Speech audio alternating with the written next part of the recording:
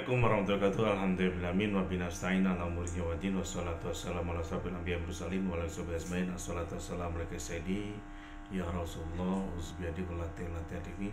Alhamdulillah la nikmatul Islam wal iman wa kafa bima minima. Sekarang ini saya ada di kamarnya ini, kamar hotel di punya ayah mertua saya.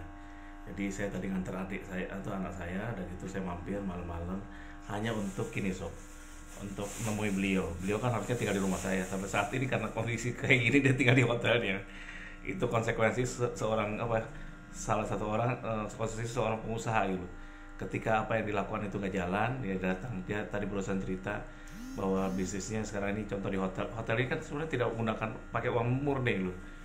Tidak perlu tanahnya kan bekas kantornya beliau, lantai 3 dibuatin. Nggak pakai pinjaman. Kepinjam 24 kamar Pak ya? Berapa kamar ini? 20 kamar, dibuatin 20 kamar. Berapa Pak udah keluar untuk bangun ini? Uang cashnya? Untuk bangun ini berapa? Bangun renovasi? Kan konsep struktur kan nggak perlu dia. Nah, yang udah ada ini 1.200.000. 1.200.000. Jadi habis 1,2 M. Tapi sekarang pendapatannya tiap bulan rugi terus dia. Karena mungkin itu minus sudah dikurangi. Cuma tinggal 3 juta, tapi kalau dibablasin dikelola orang lain mungkin lebih minusnya. Bisa lebih, bisa 6 jutaan. Makanya beliau daripada gimana, beliau datang nungguin di sini sendiri. Jadi sebenarnya ada filosofi yang harus dijalankan ya. Ketika bisnis itu gak jalan, apalagi di perumahan, kita terjun sendiri. Ini yang beliau lakukan, dia terjun sendiri. Meskipun Pak kenapa nggak kan di tempat saya ada pavilion untuk beliau khusus ya, dia tinggal di situ. Ternyata apa ya, dia harus nungguin sendiri, pengen tahu kondisi seperti apa yang nikmati segala macam. Itu pembelajarannya.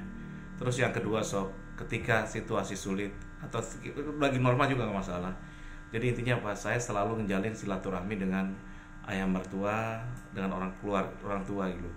Jadi karena kebetulan ini tuh, kadang-kadang kita ini kurang menghargai orang pengusaha-pengusaha yang sudah pensiun ya, di atasnya kita. Kadang-kadang ngerasa lebih pintar, lebih mudah, lebih ngapain gitu. Tapi sebenarnya banyak pelajaran yang bisa hikmah, yang bisa dipetik gitu. Terus yang kedua, lebih bagusnya lagi contoh kayak saya sengaja saya datang, setelah itu saya datang sini melihat kondisinya beliau, terus nanya segala macam-macam, sekalian saling menguatkan. Jadi intinya apa, kita ini gimana harus saling menguatkan gitu. Dan saya datang ke beliau ya cari berkahnya, datang sini nanyakan kondisinya, sekalian saling menguatkan gitu. Nah beliau juga kapan hari kan sebenarnya punya satu bisnis yang luar biasa bagus sebenarnya, yaitu pengolahan limbah sampah plastik ya. Jadi kan itu untuk lingkungan bagus, terus mempekerjakan banyak orang gitu. Jadi botol-botol aqua itu dihancurkan sampai jadi biji plastik. Luas tanahnya berapa di sana? Luas pabriknya berapa pabriknya? 36 ar. 3.600 are gitu. Hampir 40 lah. 40. Bapak habis berapa M situ? Udah habis berapa M? Ya, hampir 10. 10-an ya. Kurang lebih 10 M. Sekarang nih karena di kondisinya sampai saat ini masih merugi terus dan gimana terus, beliau mau jual. Jadi kalau shop itu pengolahan plastik udah lengkap, gudang, mesin, itu hanya dijual hanya 5M dari investasi 10 yang mau jual. Jadi ini kalau ada yang minat untuk, karena sekarang beliau menyadari gitu, ternyata kalau di plastik itu kan beliau terlalu berat ya, sampai kalau apalagi itu di Jawa sana gitu, di Mojokerto. Jadi akhirnya sekarang ini mau dijual kondisinya, dan saya memang datang sini saya menguatkan gitu. Saya juga, beliau tadi pesen ya, Wan, jadi kita ini saling menguatkan aja. Bisnis ini kadang-kadang yang tidak sesuai dengan berjalannya, dengan sesuai keinginan. Kadang niat baik kita atau keinginan kita baik kita tetap aja merugikan dulu. Ketika rugi itu kita cutting loss ya. Kita harus lakukan apa ya? Udah tadi. Yang penting manfaatnya. Niat baik kita udah tercatat ya. Tapi intinya kalau seandainya nggak jalan, tidak perlu terlalu kecewa gitu. Dia kecewa, kalau kecewa malah stres gitu. Nggak perlu kecewa. Tuh, jadi beliau gitu. Jadi tidak perlu kecewa katanya ketika bisnis itu jatuh Pak ya. Nah, bisnis itu nggak berjalan dengan sesuai. iya. Kalau soal bisnis sih jatuh bangun itu biasa, tetapi kita tidak boleh meninggalkan semangat. Tuh, ini saya short dikit ya beliau nih. Jadi gimana Pak pendapatnya? Nasihatnya ini untuk YouTuber, untuk apa, para pemirsa? Bisnis Ya. biasa itu jatuh bangun, rugi, laba, tetapi semangat tetap jalan. Semangat tetap jalan. Semangat usaha tetap berjalan, insya Allah akan diridhoi oleh Allah Subhanahu wa taala. Pak, saya kemarin ketemu dengan orang usianya di bawah Bapak sedikit, beda 3 tahun, 4 tahun, 5 tahun. Bapak sekarang usia berapa? 80-an. 80-an. Dia mungkin 75 tahun. Itu pengusaha rokok, Pak. Itu dalam posisi mau ketipu, dia udah keluar 65 juta. Investor bodong itu loh, Pak. Bapak kan dulu pengalaman kan? Iya. Bapak udah 2 kali kena ya? Nah. Pernah kan? Iya, sama Nasaria apa itu. Berapa duit dulu kena habis? Enggak banyak. Hanya berapa, kurang lebih 300-an juta. Berarti 300 juta cuma kena, nggak banyak. Duit itu sob, bukan kertas gitu. Nah ini dia punya pabrik rokok. Itu dijanjiin uang 200 miliar, Pak. Melotot dia katanya, dimasukin saham segala macam-macam, ada pembeli. Tapi ya nyatanya apa? Pertama kalau ditipu itu kan uang kecil-kecil itu keluar, Pak ya. 2 juta, 5 juta. Lama-lama sekarang total udah 65 juta. Sekarang kita dicariin duitnya udah siap, disuruh buatin rekening segala macam-macam. Itu dia cari uang 400 juta gitu. Nah kalau kena kan luar biasa. Nah saya meskipun itu gimana ya? Itu pengalaman bagi saya. Ngomongnya Dengan Nasaria itu. terus Itu makanya ngomongnya gede. ngomong gede, tahunya kantornya mewah tetapi penipu itu. Nah ini juga gitu kondisinya. Kemarin saya datengin bapaknya sampai kalau bapak alhamdulillah loh. Meskipun bapak udah tua, lebih tua 80, dia 75-an ya. Bapak masih ngehel. Dia tuh kemarin udah kayak anak kecil, Pak. Dan itu kayak mau dikerjain aja gitu loh. Kemarin kesini saya bilang, Pak, saya bilang, akhirnya saya datangin gitu. Dan saya ngomongin agak gede ke mereka semua bahwa kalau rumah saya kan dekat Polda ya. Terus yang kedua, Pak gimana supaya tidak diapa-apain aja dulu. Tidak perlu itu menyesal, tapi tidak perlu Ini mau ketipu, Pak, karena pabriknya itu posisinya udah default di bank. Mau bayangin Pak, aset 60 miliar ya. Itu dia hutang 20M, bunganya sendiri 40M, Pak. 20M lagi 40M.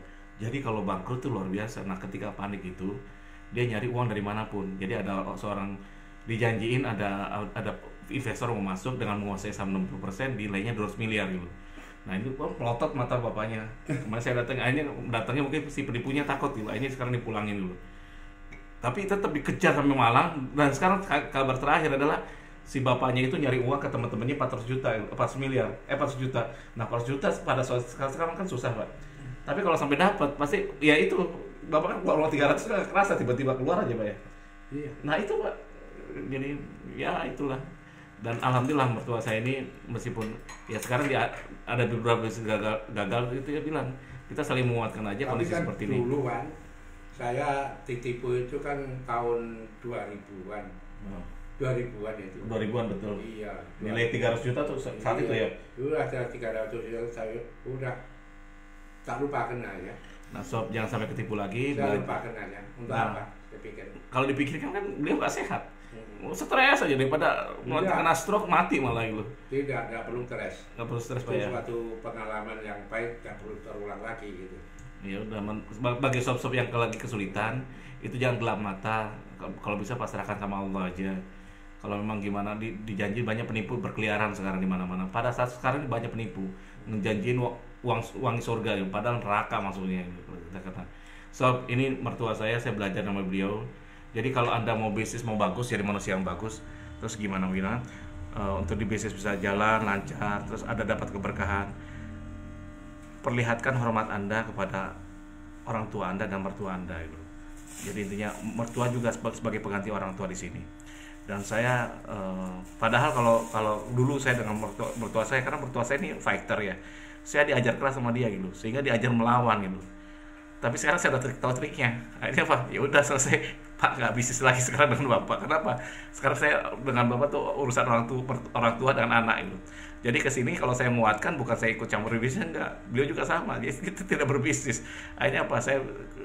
Karena kan kalau dulu beliau masih 60-an masih kuat untuk ngelawan, masih kuat sob.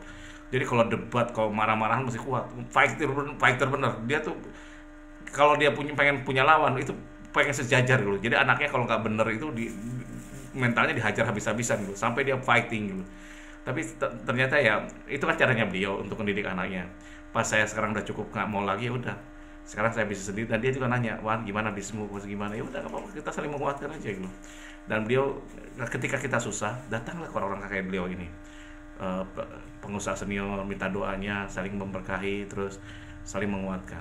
Jadi pembelajaran yang luar biasa. Saya ngajar gini tidak ada niat apapun, dan saya mumpung beliau masih hadir ya, masih ada, kita muliakan. Dan saya ada satu niat saya yang baik buat beliau yang belum saya terlaksana. Saya ingin ngajak jalan-jalan gitu loh, jalan-jalan di kapal pesiar, muter-muter gitu. Kalau bisa umroh bareng dengan beliau, dan ibu saya masih hadir, masih ada juga. Mudah-mudahan saya bisa memuliakan kehidupannya beliau di akhir tuanya. Dan bagi orang-orang tua kayak beliau ini, melihat anaknya akur aja udah senang gitu. Dan dia cuma gitu, karena kalau bapak pun, Wan, ingat ya, kebahagiaan bapak itu cuma ketika kamu akur dengan anak bapak gitu.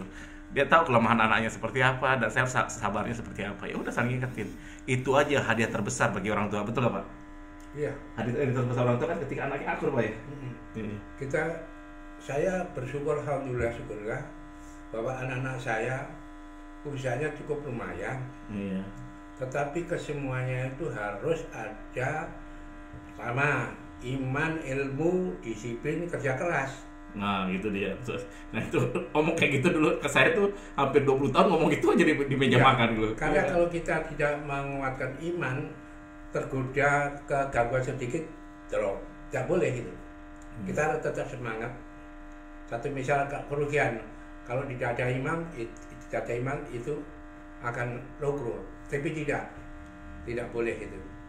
Itu merupakan ya keuntungan tertunda ya. Harus semangat. Sob, yang tadi beliau tentang iman segala macam-macam. Iman, ilmu ya. Disiplin, kerja keras. Nah, beliau ini waktu normal kondisi sebelum Covid itu subuhnya rajinan beliau daripada saya. Bayangin, dia tuh datang ke masjid itu jam 4:30, padahal kan jam 5:04, padahal kan ininya jam 5 lebih loh, 5:10 loh. Saya aja kalah pagi, tapi sekarang alhamdulillah Pak, saya juga belajar terus. Itu disiplin beliau tuh, sangat disiplin sekali. Jadi nge-match sedikit aja waktu tuh disiplin, anaknya harus disiplin, luar biasa disiplinnya. Dan itu bukan omong kaleng-kaleng Sob, itu beliau lakukan itu. Dan Sob, saya belajar ketika saya jatuh ruginya gak ketulungan. Saya lihat beliau ini kalau di meja makan itu masih tenang juga, makan masih menikmati, padahal kerugiannya nggak kaleng-kaleng Sob. Jadi dia tuh mall itu kalau dihitung-hitung itu kerugian di mall itu karena merubah konsep dari ruko ke menjadi mall segala macam-macam, kena tipu macam-macam, itu sebenarnya nilainya kayaknya puluhan miliar Pak ya kerugian. Bukan itu, waktu ditipu oleh orang Batak. Ya. Saya ditipu orang Batak, ya, namanya Sutaditi, 16 miliar. Tuh 16 miliar ditipu, coba bayangin. Apa nggak kelenger dulu? Sampai sekarang tak simpen Mas ya. Tapi bagi saya itu akan lebih bagus kalau nanti saya tetap berusaha biar kena aja. Tapi alhamdulillah sekarang mall berjalan lebih baik. Nah Sob, bayangin ya, kalau kita kena 16M lebih, itu 16M tuh kerugian ditipu, belum kerugian bisnisnya dia gitu. Karena mall itu mangkrak, sebelum jadi mall itu mangkrak bertahun-tahun. Kalau dihitung udah puluhan benar gitu. Orang mungkin udah KO, mungkin gak bisa hidup lagi, bener Sob, stresnya luar biasa. Tapi itu ya Pak, ternyata beliau tuh masih tenang gitu. Itu kehebatan beliau. Dan saya kagumnya Pak, ketika saya bayangkan masalah saya dengan masalah beliau, itu jauh banget. Dia tuh kehilangan banyak harta gitu. Gara-gara untuk nutupi seluruh kerugiannya dia jual di Mataram, dia jual macam-macam, dia jual apapun dia jual untuk kerugian. Dan alhamdulillah selesai. Sampai tanah yang paling bagus pun dengan di Gatsu Broto itu dilepas ke BNI segala macam-macam untuk jadi kantor yang sekarang di Gatsu. Itu premium banget tanahnya. Itu dia nggak sakit hati tuh, biasa-biasa aja. Jadi intinya saya belajar seperti ini, kuat seperti ini. Karena apa? Ternyata apa? Hakikat harta itu ketika kita mati itu nggak dibawa Sob. Jadi ketika kita kehilangan pun, beliau cuma satu ngomongnya, saya datang ke Bali tuh dulu cuma katoan, intinya tidak punya apa-apa, betul nggak? Iya. Nah sekarang dia punya apa-apa kan berarti masih kaya gitu. Jadi jangan sampai Anda mental miskin baru kehilangan, baru 1M kehilangan, rugi 1M udah kelepak-kelepak gitu. Padahal yang di kantongnya banyak gitu. Betul nggak Pak? Nah itu hebatnya. Jadi ini guru terbaik saya.